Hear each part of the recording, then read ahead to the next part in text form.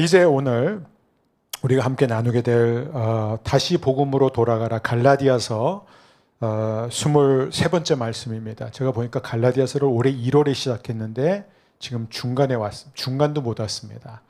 언제 끝날지 저도 걱정입니다. 오늘 이제 23번째 말씀을 듣기 전에 먼저 기도하고 함께 말씀을 나누겠습니다. 사랑하는 주님, 오늘 우리는 다시 복음 앞으로 다가가기 위해 이 자리에 나왔습니다. 하나님, 우리는 여기에 사람 만나러 온 것도 아니고 또 한편의 설교를 들으러 온 것이 아니라 예수 그리스도의 복음을 듣기 위해 왔습니다. 복음만이 우리를 살릴 수 있습니다. 성령께서 말씀을 전하는 자와 듣는 모든 분들과 함께 하셔서 동일한 영을 허락하여 주시고 동일한 깨달음을 허락하여 주옵소서. 예수님의 이름으로 기도합니다. 아멘. 오늘 말씀의 제목은 사도 바울이 던지는 질문입니다. 율법은 무엇이냐? 그것이 오늘 우리가 함께 사도 바울의 질문과 더불어 그의 답변을 통해서 풀어나가고자 하는 주제입니다. 사실 율법은 무엇인가? 율법은 왜 주어졌는가? 라는 이 질문은 갈라디아 지방에 있는 여러 교회 성도들만의 질문이 아니라 2000년이 지난 저와 여러분이 동일하게 갖고 있는 질문이기도 합니다. 우리가 그동안 계속 배우지 않았습니까? 그래, 믿음으로 의롭게 되는 거구나. 아브라함이라는 사람은 율법이 생기기도 전에 하나님께서 그에게 전해주신 복음, 즉 아브라함의 후손인 예수 그리스도를 통해서 땅의 모든 사람들이 복을 받게 된다는 그 복음을 아브라함이 듣고 믿었을 때 이것을 그의 의로 여기셨다. 그래서 아브라함처럼 우리도 오직 예수 그리스도를 믿는 믿음 하나만으로 하나님의 자녀가 된다는 것은 알겠는데, 할렐루야, 좋은 소식인데 그러면 율법은 뭐냐 이거죠. 굳이 하나님이 율법을 주신 이유가 뭐냐 이것이죠. 약속으로 충분하지 않았을까요? 약속을 주셨는데 왜 430년이 지난 시점에 갑자기 하나님이 모세를 통해서 이스라엘 백성에게 율법을 주신 이유가 무엇이냐? 그래서 그 율법을 주신 이유에 대해서, 그 율법의 목적에 대해서 오늘 우리가 함께 배우고자 합니다. 우리가 그것을 배워야 되는 이유는 하나예요. 바울이 먼저 우리에게 율법은 무엇이냐라는 질문을 던진 다음에 율법이 무엇인지 세 가지 답변을 해주고 있기 때문에 그렇습니다. 오늘 본문을 통해서 우리가 발견하게 될 바울이 말하는 율법의 진짜 목적 세 가지를 우리가 순서대로 보겠는데요. 첫 번째, 율법은 죄를 드러내기 위함이다. 둘째, 율법은 한시적인 것이었다. 그리고 세 번째, 율법은 결국 복음을 가리키는 역할을 한다. 그래서 우리가 이 율법의 세 가지 기능을 살펴봄으로써 율법이 우리의 삶에서 어떤 자리를 차지하고 있는지, 우리가 율법과의 어떤 관계를 맺어야 되는지 배움으로써 예수 그리스도의 복음만이 우리의 유일한 소망임을 확인하는 시간이 되기를 원합니다. 그래서 우리 첫 번째 함께 우리 소리내서 말하겠습니다. 율법은 죄를 드러내기 위함이다. 19절에서 바울은 이렇게 질문을 던지면서 시작합니다. 그런즉 율법은 무엇이냐? 범법함으로 더하여진 것이라. 율법이 주어진 이유는 무엇이냐? 그것은 바로 죄가 드러나도록 하기 위함이다라고 말하고 있습니다. 즉 죄를 죄로 알아볼 수 있도록 하기 위해서 하나님이 율법을 주셨다는 거예요. 근데 여기서 중요한 표현이 있는데 더하여졌다라는 표현이에요. 이 더하여졌다라는 프로세테테이라는 이 헬라어 단어가 되게 중요합니다. 어떤 의미냐면 뭔가가 있었어요. 그런데 그것을 대신하기 위해서 주신 것이 아니라 뭔가가 있었는데 그 무엇인가가 더 선명하게 드러나게 하기 위해서 덧붙여졌다는 것입니다. 다시 말하면 하나님께서 아브라함의 약속을 주신 시점으로부터 430년이 지난 후에 율법을 주신 이유는 그 약속을 대신하는 대체하기 위해서 주신 것이 아니라 그 약속을 강화하기 위해서, 그 약속을 더 뚜렷하게 하기 위해서 하나님이 덧붙여 주신 것이 바로 율법이라는 것입니다. 그러면 그 율법의 첫 번째 기능은 무엇인가요? 죄가 드러나게 하기 위함이라는 것입니다. 영국의 유명한 신학자요 목회자인 존 스토트 목사님은 갈라디아서 주석에서 이렇게 말하고 있습니다. 율법은 죄를 짓게 하려고 주어진 것이 아니라 이미 우리 안에 있는 죄를 드러내고 고발하기 위해 주어진 것이다. 율법이 주어지기 전에도 인간은 죄를 지었습니다. 이스라엘의 역사를 보게 되면은 율법이 주어지기 전에 이스라엘 백성들은 하나님이 아닌 다른 신들을 섬겼어요. 하나님이 아닌 다른 것들을 의지하고 사랑했습니다. 그리고 툭하면 원망하고 불평했어요. 그런데 그들은 그게 죄라는 것을 몰랐습니다. 왜요? 율법이 없었기 때문이에요. 그러니까 그들은 이미 죄를 짓고 있었지만, 죄를 밥 먹듯이 짓고 있었지만, 그러나 율법이라는 기준이 없었기 때문에 그들은 죄가 죄라는 것을 모르면서 계속해서 그 일을 반복하고 있었다는 것이죠. 이 같은 맥락에서 율법의 기능이 또 하나 있는데 그것은 바로 죄를 억제시키는 기능입니다. 여러분, 율법이라는 것을 이렇게 한번 생각하면 좋을 것 같아요. 우리가 운전하다 보면 여러 가지 교통법이 있잖아요. 근데 저는 제일 힘든 게 어디냐면은 로타리예요. 그 회전 교차로.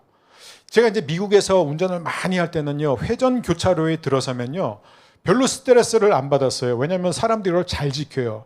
근데 우리나라, 그리고 특별히 이제 지방 같은 데 가면요, 이걸 더 많이 제가 겪게 되는데, 분명히 회전 교차로에서의 그 교통법 뭐냐면은 먼저 들어간 차가 우선권이잖아요. 근데 그걸 지키는 차들을 전 거의 못 봤습니다. 제가 먼저 들어갔어도요, 운전을 굉장히 조심스럽게 할 수밖에 없는 게 그냥 계속 들어옵니다. 치고 들어와요. 그런데도 회전 교차로에 이러한 교통법이 필요할까요? 필요하지 않을까요? 저는 필요하다고 생각합니다. 왜요? 어느 정도 사람들의 안전을 지킬 수 있는 기준을 제시하기 때문에 그렇습니다. 바로 율법이라는 게 그런 거예요. 죄를 억제하는 기능을 어느 정도는 할 수 있습니다. 하지만 근본적으로 율법은 죄를 억제할 수 없는 거예요. 이렇게 한번 생각해 볼까요? 제가 가장 좋아하는 이 예가 바로 거울입니다.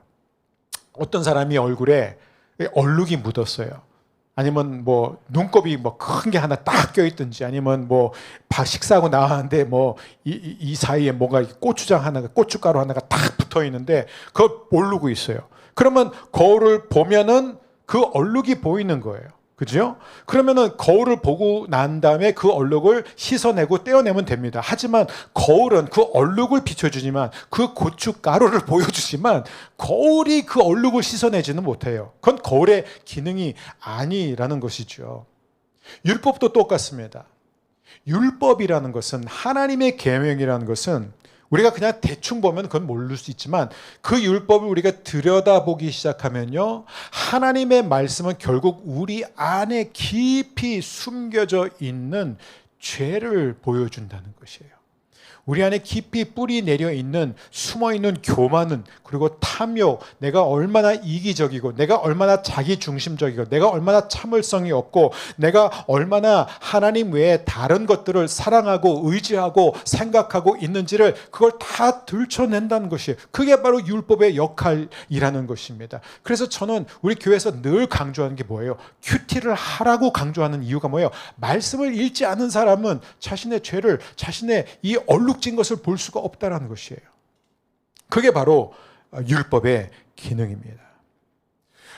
그래서 사도 바울은 로마서에서 뭐라고 분명히 말하냐면 이렇게 선언을 하고 있어요. 로마서 3장 20절 우리 함께 읽습니다. 율법으로는 죄를 깨달음이니라. 율법은 우리로 하여금 우리의 죄를 보게 하고 죄가 드러나게 하지만 죄를 씻어줄 수는 없습니다. 죄의 문제를 전혀 해결해 줄 만한 힘이 없다는 것이죠. 그래서 마틴 루터, 종교개혁가 마틴 루터는 갈라디아서 주석에서 이렇게 강조하고 있습니다. 율법의 첫째 목적은 인간을 자기 죄 가운데로 몰아넣는 것이다. 그것이 복음을 향한 준비가 된다. 하나님께서 왜 굳이 율법을 주셨는가? 율법을 주신 이유는 겉으로 볼 때는 우리를 무너뜨리려 하는 것 같지만 무너뜨리는 것이 아니라 그것을 통해서 우리로 하여금 복음을 만날 마음의 상태가 되게 하신다는 거예요. 우리를 준비시키는 하나님의 도구라는 것입니다. 여러분 보십시오. 율법이 없다면은 인간이 어떻게 자기 자신이 죄인이라는 것을 알 수 있을까요? 내가 누구를 굉장히 미워해요. 그리고 정말 죽이고 싶을 정도, 두 사람이 좀 없어졌으면 할 정도로 미워하는데 율법이라는 것이 없었다면 그 미워하는 것이 죄라는 것을 어떻게 알 수 있었을까요? 내가 이성을 보면서 더러운 생각을 해요. 품어서는 안 될 생각을 합니다. 근데 율법이라는 게 없었다면 나는 그게 죄가 아니라 그냥 자연적인 본능이라고 생각할 수 있는 거예요. 율법은 우리로 하여금 우리 안에 있는 문제를 드러나게 한다는 것이에요. 이게 나이가 들수록 우리는 이 건강검진의 필요성을 이제 알게 됩니다. 젊었을 때는 뭐 건강하니까 뭐 종합검진 안 봐도 되지 하지만 이제 저도 이제 50이 딱 넘어가면서 보니까 이 건강검진을 자꾸 받으라는 권유를 받아요. 근데 제가 지금 보니까 마지막으로 받은 게 3년 전이에요. 그래서 저도 별로 안 좋아하는 것 같아요. 근데 여러분 받을 필요가 있는 게 뭐예요? 내 몸에 이상이 있는지 없는지를 찾아내기 위해서요. 어떤 분은요, 내 몸에 이상이 있는 것이 발견될까봐 그게 무서워서 건강검진을 안 받는다는 분들도 있어요.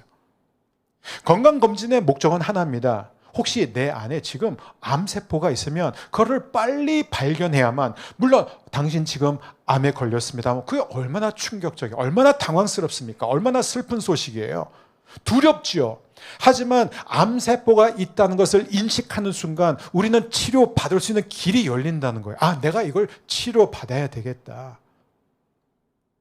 여러분, 율법이라는 것은 바로 이런 것입니다. 율법은 영혼의 MRI 같은 거예요.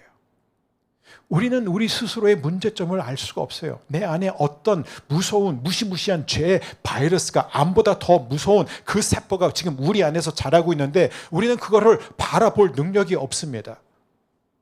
그래서 그것이 더 이상 자라지 않도록, 여러분, 죄가 자라나게 되면, 장성하게 되면 뭐라 그러죠? 로마서 6장에 보면은 죄가 장성한 즉 사망을 낳는다. 죽을 수밖에 없는 거예요. 그런데 거기서 말하는 죽음은 육신의 죽음이 아니라 영원한 죽음을 말하고 있습니다. 그러니까는 우리가 암 진단을 통해서 오히려 그 발견이 치료의 시작이 될 수 있는 것처럼 율법의 정죄는 우리로 하여금 복음을 향해 나아갈 수 있게 해줍니다. 그게 바로 율법의 기능이라는 거예요.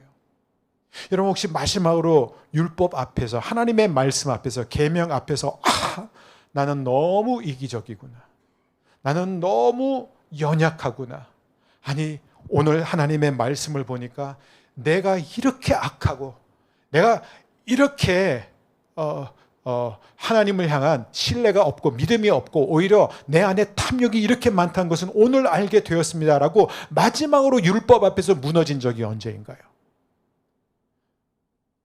큐티하세요. 그 경험이 최근에 없었다면 여러분 최고요. 혼자 큐티하지 마시고, 저희 교회의 가장 큰 축복이 뭐예요? 함께 모여 매일 하나님의 말씀을 나눌 수 있다는 거예요. 여러분, 죄를 서로 고백하라는 게 무슨 의미일까요? 나는 이런 죄를 지었어. 나는 너보다 더 큰 죄를 이걸 돌아가면서 고백하라는 얘기가 아니라 하나님의 말씀 앞에 함께 묵상하고 함께 나누다 보면 자신들의 죄가 드러난다는 거예요. 그 얘기를 하는 것입니다. 그럴 때 그 말씀이, 하나님의 그 죄가 드러나는 순간 우리는 하나님에게 향할 수밖에 없어요. 하나님을 갈망하게 된다는 것입니다. 제가 이번 주에 우리 교역자들과 함께 그 기도원에 갔습니다. 기도원에 침묵하는 기도원에 가서 우리 좀 기도도 하면서 이제 교제도 하는데, 제가 이제 둘째 날 저녁을 먹고 이렇게 굉장히 위경련이 일어났습니다. 근데 제가 뭐 그렇게 뭐 별거 아니라고 생각했어요. 왜냐하면 제가 뭐 빨리 먹은 것도 아니고 많이 먹지도 않았어요. 6명이 같이 먹었는데 제가 제일 느리게 먹었다고 그러더라고요. 근데 제가 이렇게 딱 먹다 보니까 뭔가 이렇게 얹히는 느낌이 났어요. 근데 이제 별거 아니라고 생각하고 그냥 계속 꿋꿋이 성실히 끝까지 먹었어요. 기도원 음식 놔두면 안 되잖아요. 그러니까 다 먹었어요. 그러고 나서 이제 방에 들어가는데 점점 속이 불편해지는 거예요. 점점 더 불편해가지고 결국 이제 결과적으로 말씀드리자면 밤새 눕지도 못하고 누우면 막 경련이 너무 세게 일어나니까 누울 수가 없어가지고 그냥 계속 그 방 안에서 걸으면서 뭐 기도원 제가 어딜 가겠어요 그 늦은 시간에. 그래서 그냥 걸으면서 그냥 밤을 꼴딱 샜습니다. 제가 간절히 사모한 게 뭘까요? 물론 하나님이지만 물론 하나님이죠.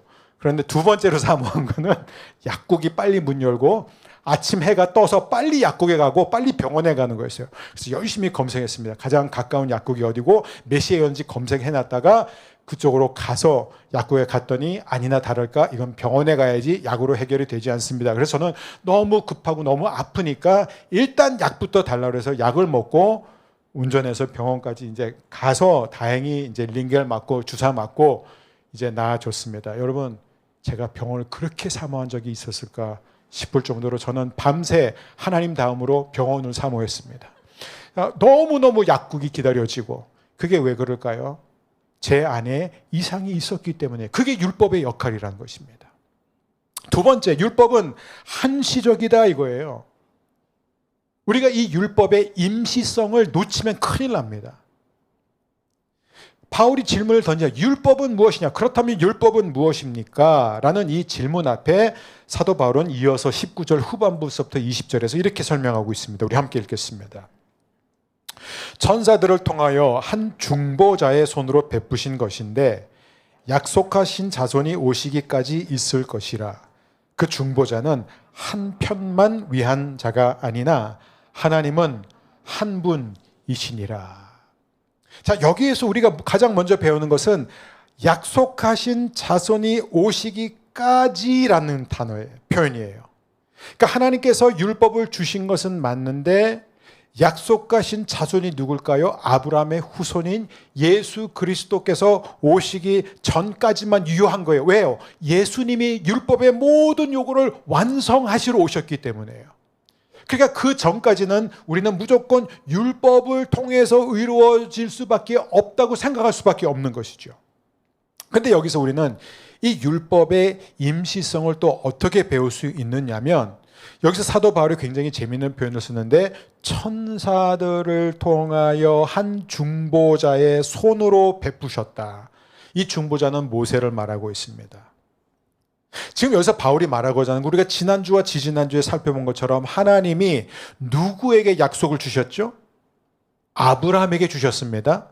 다른 사람에게 주신 게 아니라 그 약속은 아브라함에게 향했던 것이에요. 그러니까 하나님이 직접 주셨어요. 하지만 율법은 어떻게 주셨다고요? 하나님이 직접 주신 게 아니라 천사들을 시켜가지고 그 천사들이 당사자에게 직접 가르친 것도 아니고 당사자 누구예요? 이스라엘 백성이었어요. 모세라는 중보자에게 전해서 네가 이스라엘 백성에게 가서 전하라. 그러니까는 몇 달이 걸친 거예요? 한 달이, 두 달이? 여러분 이해하시겠습니까? 그래서 약간 애매한 말씀이 20절이에요. 20절 말씀 우리가 다시 보게 되면 그 중보자는 한 편만 위한 자가 아니나 하나님은 한 분이시니라. 이게 무슨 얘기냐면 중재자가 필요했던 경우가 바로 율법입니다. 하나님이 율법을 주실 때는 천사들이 필요했고 모세라는 중재자가 필요했고 그래서 이스라엘 백성에게 갔는데 근데 약속에 있어서는 뭐라고요? 하나님 한 분뿐이라는 거. 우리가 지난주에 배우지 않았어요? 하나님이 아브라함으로 하여금 잠들게 하고 준비시킨 그 찢어진 두 동강이 난 짐승들 사이를 누가 혼자 지나가셨다고요? 하나님 한 분이면 된다는 거예요. 하나님은 반드시 약속을 지키신다는 거죠. 아브라함아, 네가 약속을 지키지 않아도 나는 약속을 지킬 것이야. 네가 내 말을 듣지 않고 네가 네 마음대로 해도 나는 끝까지 너를 구원해낼 것이야. 그게 바로 복음의 확실성이라는 것입니다. 그래서 여러분 이 율법은 본질적으로 하나님의 최종적이고 직접적인 계획이 아니라는 것을 사도 바울은 지금 힘주어 말하고 있는 거예요. 약속이 성취될 때까지만 필요한 임시적인 수단이다. 여러분 보세요. 정말 중요한 지금 뉴스가 있어요. 중요한 정보가 있어요. 그럼 여러분은 그걸 당사자에게 가서 직접 전하지, 사람들을 시켜가지고 야 너희들이 또 어떤 사람을 만나면 그 사람들 얘기해서 그 사람 통해서 전하라고 그래라. 이거는 무슨 얘기냐면 중요하지 않다는 얘기예요. 덜 중요하다는 얘기고 그만큼 임시적이라는 얘기입니다.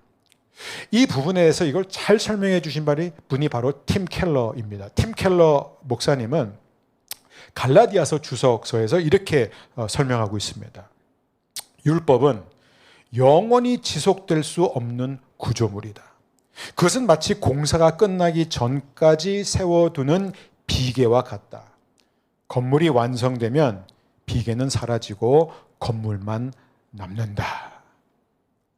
율법은 하나님이 주신 약속을 대체하기 위해서 주어진 것이 아니라 약속이 성취되기까지 일시적으로 잠시 동안 우리를 지탱해주는 비계 역할을 한다는 것이에요. 근데 여러분 이게 왜 중요한 줄 아세요? 오늘날 여전히 이 율법을 비계가 아니라 영원한 구조물로 하나님의 영원한 확실한 건물 구조로 생각하는 사람들이 굉장히 많습니다. 여러분 보세요. 갈라디아 교회만 그런 게 아니에요. 갈라디아 교회의 가장 큰 문제가 무엇이었죠? 예루살렘에서 올라온 율법주의자들, 바울의 표현에 의하면 거짓 교사들이 그들에게 뭘 가르쳤어요? 예수 믿는 것 좋아, 시작으로는 좋아, 하지만 예수 믿는 것으로만은 충분하지 않습니다. 여러분은 반드시 율법을 지켜야 됩니다. 율법을 지켜야지만 하나님을 기쁘게 할 수 있고, 율법을 지켜야지만 영적으로 성장해 나가고 성숙해 갈 수 있고, 율법을 지켜야지만 참된 하나님 나라의 자녀가 될 수 있습니다를 가르쳐서, 그렇게 무슨 얘기예요? 이들은 여전히 율법이 유효하고 최종적인 구조물로 착각했다는 거예요. 비계에 불과한데. 근데 이게 1세기 거짓 교사들과 그 거짓 가르침에 넘어간 갈라디아 교회 성도들만의 문제일까요? 아니요. 오늘날 똑같이 우리의 삶 가운데 작용하고 있어요. 전 세계 많은 크리스찬들 가운데, 특별히 한국 교회, 특별히 열심히 있고 헌신하고 하나님 나라에 올인한 사람들 사이에 여러분 이게 얼마나 강력하게 작용하고 있는지 모릅니다. 이 부분에 대해서 사도 바울은 단호하게 말하죠. 아닙니다. 율법은 한시적입니다. 예수님이 오실 때까지만, 약속이 이루어질 때까지만 필요했을 뿐입니다. 여러분 제가 좀 몇 가지 예를 드릴까요? 현대 크리스천들 사이에서, 교회에서 우리가 얼마나 신앙생활을 율법적인 규율로 붙들어 매려 하는지요. 제가 5가지로 한번 정리해 봤습니다. 첫 번째, 행위로 구원의 확신을 얻으려고 합니다. 내가 구원받은 것, 내가 하나님의 자녀가 된 것, 내가 하나님이 기뻐하시는 자가 된 것을 자꾸 어떤 행위로 하려고 해요. 2부 예배 때 간증해 주신 우리 문영균 형제의 간증이 전 너무 마음에 와닿았어요. 본인은 모태신앙으로서 쭉 그렇게 평생 교회를 다니면서 아우리치를 여러 번 갔는데 언제나 그때는 내가 이거를 하면 하나님이 나를 기쁘게 받아주실 거니까, 그러니까 하나님을 기쁘시게 하는 이벤트성 행위로 생각해서 아우리치를 열심히 다녔다는 거예요. 하지만 이제는 내가 아우리치를 통해서 하나님을 기쁘시게 하는 게 아니라 하나님이 나를 기쁘게 여기시기 때문에, 내가 하나님께 받은 사랑이 너무나 크기 때문에 그 감격으로 아우리치를 한다는 거예요. 여러분 이건 전혀 이게 바로 종교와 기독교의 차이입니다. 하나는 종교예요. 그 종교의 중심 뭐예요? 나예요. 내가 나를 섬기는 거예요. 하나님이 나를 축복해 주시고, 하나님이 내 기도를 들어주시고, 하나님이 나를 보호해 주시기 위해 결국 그건 하나님을 섬기는 아니라 자기를 섬기는 걸 우리는 계속 매주마다 배웠습니다. 행위로 구원의 확신을 얻으려 하는 거예요. 주일 성수를 하고, 헌금 생활 열심히 하고, 11조 철저히 하고, 새벽기도 안 빠지고, 그럴 때 어떤 마음이 생겨요. 내가 주일도 안 빠지고 내가 11조도 온전히 하나님께 바쳤으니까 하나님이 분명히 나를 받아주실 거야. 여러분 어떤 순간이든 신앙의 기초가 예수 그리스도의 일방적인 은혜가 아니라 내가 지금 얼마나 잘하고 있고 열심히 하고 있는지가 될 때, 그것이 바로 우리가 율법을 붙잡는 것이에요. 두 번째, 외적인 종교 형식과 의식에 매이는 신앙입니다. 특별히 한국 교회는요, 이 부분이 너무 심각합니다. 이 예배 형식이 너무 중요해요. 예배의 이 스타일, 예배의 이 순서, 제 동기 목사님들, 선후배 목사님들이 이렇게 교회에 이렇게 그걸 뭐라 그러죠? 갑자기 생각이 안 나네요. 요즘 왜 생각이 안 나지? 초빙 되어서 이제 가서 이제 담임 목회를 하면서 겪는 일들 중에서 제일 힘든 일들이 다 그런 거예요. 교회 뭘 한 가지를 바꾸면 난리 난다는 것이죠. 난리 납니다. 예. 한 분은 가서 좀 이렇게 좀 젊은 세대에 맞게 좀 성가대 가운을 없애서 이렇게 이제는 좀 그냥 뭐 통일을 시키려고 했더니 뭐 난리가 났어요. 난리가 났습니다. 뭐 피아노 위치를 바꿔도 난리가 나고 예배 순서 하나를 바꾸고 시간 한번 바꿀 때도요. 정말 목숨 걸고 사람들이 싸웁니다. 예배의 형식, 그리고 교회 나올 때 옷차림. 네? 이런 것들이 여러분 결코 본질이 될 수 없어요. 왜냐하면 이런 것들, 예배의 형식을 강조하기 시작하면요, 인간은요 마음의 중심과 이 복음의 은혜를 점점 잊어버리게 돼 있다는 거예요. 세 번째, 규칙과 금기를 신앙의 본질로 삼는다는 거예요. 저는 뭐 제가 이제 보수적인 교회에서 자라나서 그런지 모르겠지만 저는 딱 그냥 어렸을 때부터 들었던 게 뭐냐면 술 마시면 안 돼, 담배 피면 안 돼, 이런 음악 들으면 안 돼, 여자에 가까이 하면 안 돼. 하도 많이 들어서 여자도 못 쳐다봐요. 무서워가지고. 정말 그때 여자를 쳐다보면 그냥 그게. 그리고 전 대학 다닐 때도요. 저랑 같은 교회 다니는 출신들도 몇 분 계신데 제가 대학부 때는 교회를 갈 때 목사님 전도사님 저를 불러요. 그래서 왜 했더니 너 아까 왜 여자랑 같이 교회 들어왔냐 이거예요. 여자랑 같이 들어오지 말라. 이상이랑 같이 혼자 들어오라는 거예요. 아니면 남자들이랑 들어오라. 그래서 제가 그랬어요. 사촌 누나인데 사촌 누나도 안 된다는 거예요. 그러니까 덕이 안 된다는 거예요. 말하자면. 그리고 제가 원래 제 꿈이 예배 인도자였다는 건 아시죠? 근데 하나님은 은사를 주시지 않았습니다. 그래서 제가 깨끗이 포기했는데 원래 저는 예배 인도자가 꿈이었어요. 예배 인도하는, 찬양하는 목회자가 되고 싶어서 제가 대학생 때는 기타 치면서 열심히 찬양 인도했습니다. 그래서 제가 막 찬양 인도하다가 이제 제가 손을 딱 들었는데 전도사님 한 분이 저를 딱 부르더니 너 손에 있는 그 팔찌 빼라고. 제가 손에 팔찌 하나 끼고 있었거든요. 근데 그런 금 팔찌가 아니고 왜 헝겊으로 된 팔찌 있잖아요. 그걸 누가 선물로 줘가지고 끼고 있는데 빼라. 뭐 이런 건 괜찮은데 정말 충격적인 건 뭐냐면 수련회를 갔는데 수련회 가가지고 막 손들고 막 찬양하고 있어서 되게 이게 뜨겁게 막 찬양하는데 강사 목사님이 딱 올라오시더니 갑자기 뭐라 그러냐면 여러분 더러운 손을 하나님 앞에 함부로 들지 말라고 딱 그러는 거예요. 그랬더니 갑자기 막 그 분위기가 싸해지면서 위축되는 거예요. 여러분 이게 바로 규칙과 금기를 신앙의 본질로 삼는 거예요. 그래서 네 번째, 이것도 참 묘한데 이게 성도들을 비판하는, 다른 성도 비판하는 거예요. 저 사람은 우리가 겉으로는 비판을 잘 못해 속으로 비판하죠. 저 사람은 꼭 그 섬기는 자리만 다 빠지더라. 봉사의 자리에 한 번도 안 나왔어. 정말 틀림없이 믿음이 약할 거야. 우리가 그렇게 얼마나 쉽게 판단하는지 모릅니다. 제가 정말 감사한 것 중에서 하나가 뭐냐면 제가 이제 아우리치나 성경 투어를 갈 때 저희 허브교회가 너무 감사한 게 우리 성도님들이 보통 이렇게 가면요 다들 되게 사이좋게 지낼 것 같죠. 근데 저도 이제 많은 교회에서 다녀봤고 또 해봤지만 이게 같이 아우리치를 가다 보면 막 부딪힙니다. 갈등이 일어나기도 해요. 그래서 실제로 가이드 분들 얘기 들어보면요, 교회에서 와가지고 막 장로님하고 막 뭐 권사님하고 싸우고 막 청년들이 와가지고 막 서로 싸워가지고 틀어지고 먼저 집에 가고 막 이런 일들이 너무 많이 일어난대요.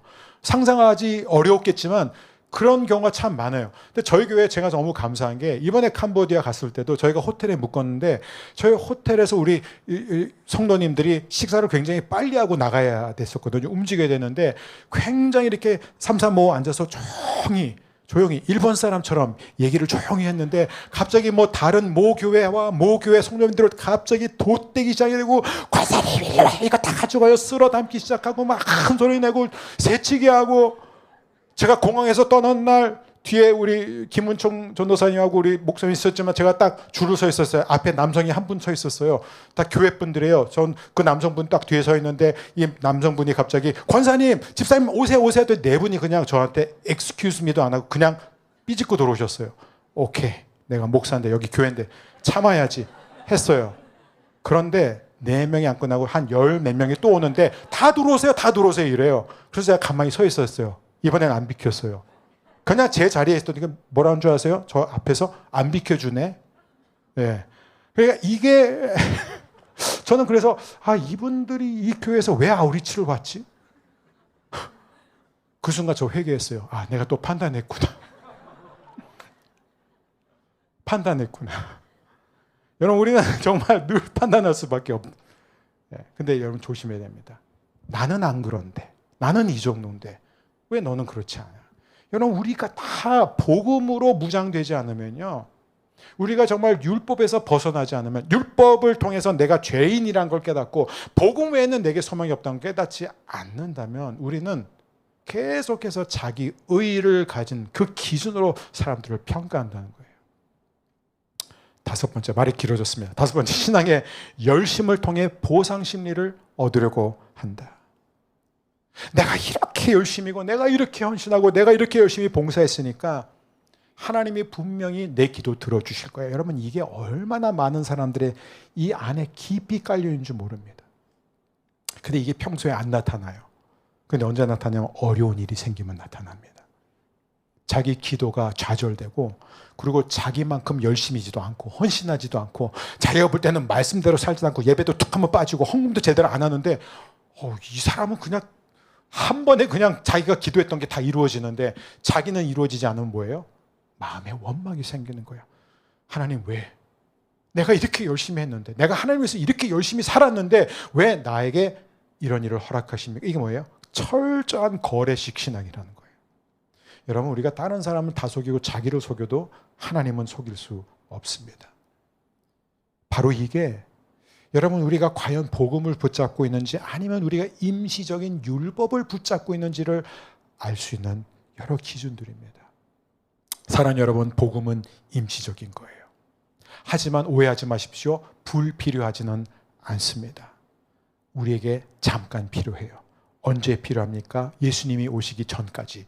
그리고 지금 어떤 분들한테는 아직 예수님을 인격적으로 만나지 못했어요. 제가 그분들을 지금 판단하는 건 아닙니다. 우리에게 딱 그 시점이 있습니다. 내가 예수님을 인격적으로 만나기 전까지 복음이 머리로만 이해되는 거 아니라 마치 정말 그 자판기에 동전이 떨어져야만 음료수가 나오는 것처럼 복음이 내 가슴 안으로, 내 영혼에 깊숙이 파고들어야만 비로소 그 복음을 깨닫는 순간이 오는 것처럼, 그때까지는요, 율법이 우리에게 필요하다는 거예요. 왜요? 율법을 알아야만 내가 얼마나 심각한 죄인인지를 알고, 그래야만 예수님을 찾기 때문에 그렇습니다. 오늘 이 2번째 포인트를 정리하자면 이렇습니다. 율법은 약속을 대체하지 않는다. 율법은 중재자를 통해 주어졌기에 본질적으로 임시적이다. 율법은 마치 건축 비계처럼 약속이 성취될 때까지 우리를 지탱하는 역할을 한다. 그리고 이제 그리스도 예수 안에서 약속이 완성되었으므로 우리는 율법이 아닌 복음 안에서 살아간다.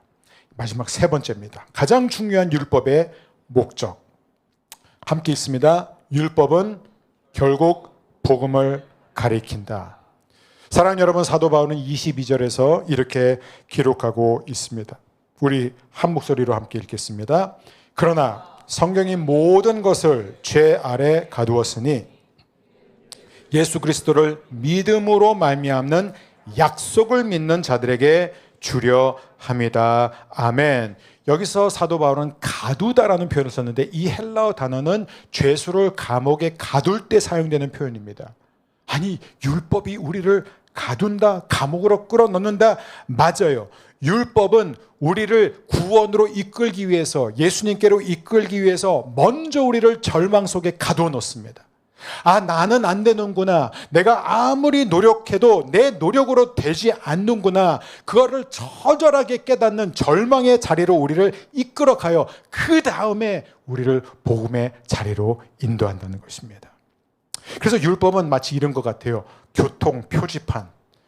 여러분, 교통 표지판의 특징이 뭐죠? 교통 표지판은 목적지가 아니라 목적지를 가리키는 것이에요. 그러니까 경부고속도로를 양재 IC나 서초 IC에서 딱 타면은 정말 제 기억으로 한 10분도 채 안 가가지고 부산 나옵니다. 야, 부산 다 왔다, 내리자. 가 아니잖아요. 그거는 표지판이에요. 그러니까 부산으로 가려면 이 방향으로 쭉 가야 된다. 그래서 차가 안 막히면 한 5시간 정도죠. 너무 힘들어요, 진짜 부산은. 4-5시간을 쫙 가야 돼. 차 막히면 뭐 7시간, 8시간, 9시간 걸리겠죠. 어떤 바보가 표지판에 부산이다. 와, 우리 되게 빨리 왔다. 차에서 내리자 할 사람이 있겠습니까? 왜냐하면 표지판의 기능을 알잖아요. 표지판은 안내를 해주는 역할을 하지 우리의 목적지가 아니라는 거예요. 율법이 그렇다는 거예요. 율법은 목적지가 아니라는 것입니다. 그 목적을 향해 우리를 안내하는데 어떻게 안내해요? 너는 네 힘으로 안 돼. 네가 아무리 노력해도 안 돼. 너는 죄인이야. 그러니까 너는 십자가가 필요해. 너는 예수님의 복음이 필요해. 그 은혜 아니면 살 수 없어. 그걸 계속해서 우리에게 말씀해 주는 거예요. 사랑하는 여러분, 율법의 기능이 바로 여기에요. 이걸 가장 잘 보여주는 사람이 바로 사도 바울입니다. 그럼 바울이 어떤 사람이에요? 굉장히 빠른 속도로 율법에 있어서 흠이 없는 사람이라고 자기가 그랬어요. 나는 모든 면에서 다른 사람들보다 앞서 나갔다. 그게 무슨 얘기냐면 율법을 지키는데 목숨을 걸었던 사람이고 제일 잘 지킨 사람이에요. 겉으로 보면. 근데 그가 뭐라 그러죠? 로마서 7장 24절에 보면 이렇게 말합니다. 오호라, 나는 곤고한 사람이로다. 이 사망의 몸에서 누가 나를 건져내랴. 이 사도 바울은요, 지금 뭘 말하고 있죠? 여러분, 자기가 정말로 선을 행하고 싶은 마음이 있었다고 말합니다. 로마서 7장에 보면. 자기는 정말 이게 하나님의 뜻이거나 이게 율법은 기준을 제시해요. 하나님이 원하는 삶이 뭔지를 우리에게 제시해줘. 그래서 내가 그 삶을 살려고 노력해요. 열심히 몸부림칩니다. 그런데 뭐예요? 사도 바울이 말해요. 내가 선을 원하는 마음, 선을 행하고 싶은 마음이 있었지만 오히려 악을 행하는 내 자신을 보는도다. 선을 행하려고 하면 할수록 더 악을 행하는 내 자신을 본다라고 사도 바울이 고백. 이게 바로 율법입니다. 그러니까 누구를 미워하면 안 되지라고 했는데 그래서 겉으로는 안 미워하는 척을 하고 잘 참아요. 근데 참으면 참을수록 더 미워요. 더 그 사람을 향한 증오심이 커지는 거예요. 여러분, 화를 참아본 적 있으세요? 화를 참으면 화를 키우는 거예요. 이건 오늘 주제가 아니기 때문에 그래서 사도 바울이 뭐라? 나는 곤고한 사람이다. 결국 나는 사망의 몸, 저주받은 사람이구나 라는 이 결론에 이르렀을 때 그가 뭘 깨닫게 됩니까? 그 다음 절 25절이에요. 함께 읽습니다. 우리 주 예수 그리스도로 말미암아 하나님께 감사하리로다. 왜요? 이 율법의 저주, 이 율법의 고소를 통해서 그는 예수님을 향한 갈망이 생겼습니다. 마틴 루터는 이렇게 고백을 하고 있습니다. 갈라디아서 주석서를 보면 율법은 나를 지옥으로 던져버렸다. 그러나 그 지옥 한가운데서 나는 예수 그리스도의 은혜를 발견했다.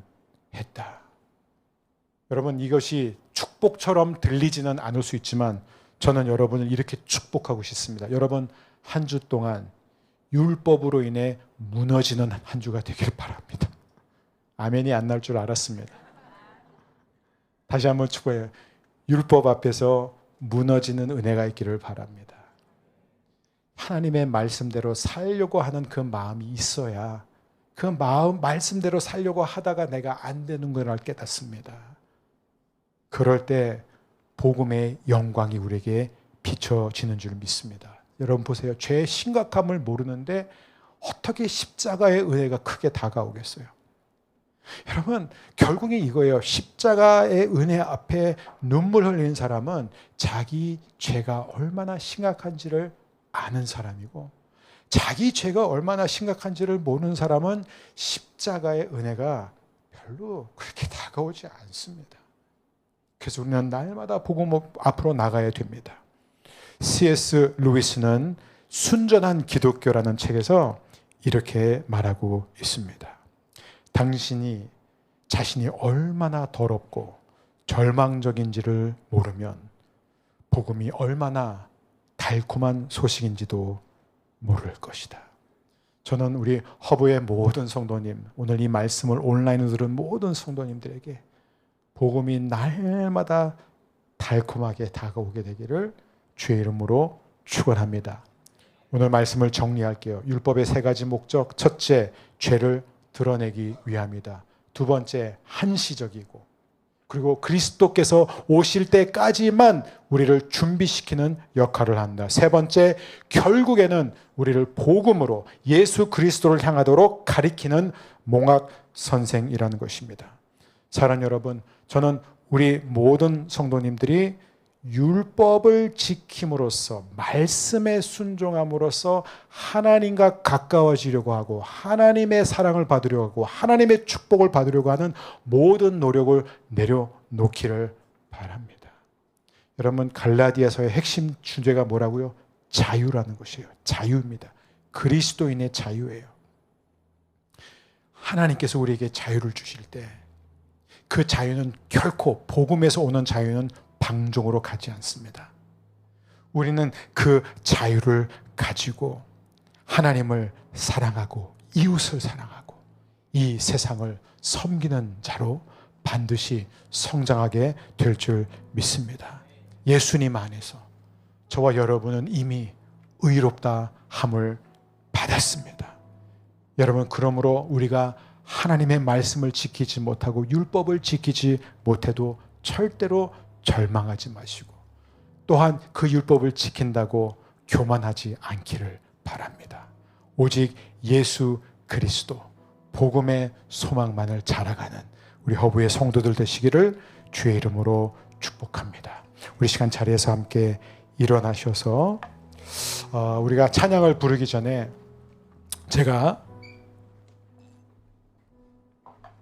우리가 한 주 동안 이 말씀을 살아낼 수 있는 세 가지 정형점을 여러분과 나누고 함께 찬양하도록 하겠습니다. 첫 번째, 내 안의 죄를 직면하라. 여러분, 율법의 기능이 뭐라고요? 내 안에 있는 죄를 드러내는 것입니다. 여러분 모두가 다 하나님의 거룩하심 앞에 죄인됨을 날마다 인정하게 되기를 바랍니다.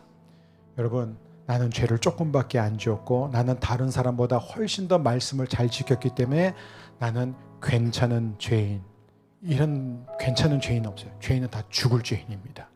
우리가 날마다 주님 앞에 죄를 인정하십시오. 두 번째, 율법이 아니라 복음으로 살라. 죄책감이나 자기 의지로 신앙생활을 하지 않고 오직 십자가의 은혜로 살기를 바랍니다. 세 번째, 율법을 이웃 사랑으로 풀어내라. 복음 안에서 하나님이 여러분에게 주신 감동과 그 감격으로 가족을 사랑하고 이웃을 사랑하고 세상을 섬기는 여러분 되시기를 축복합니다. 우리 함께 찬양하며 나가겠습니다. 주의 뜻 알게 하소서. 우리 시간에 주신 말씀 의지하여 세 가지 기도 제목으로 기도합니다. 첫 번째, 주님, 율법 앞에서 제 죄를 정직하게 보게 하시고 오직 예수님의 십자가만 붙잡게 하옵소서. 두 번째, 율법으로 스스로를 구원하려는 교만을 버리고 복음의 자유와 은혜로 살게 하여 주옵소서. 세 번째, 받은 은혜를 이웃 사랑으로 드러내며 공동체 속에서 복음을 살아내게 하여 주옵소서. 이 시간 우리 함께 간절한 마음으로 주님 앞에 기도하며 나가겠습니다. 하나님 아버지, 감사합니다.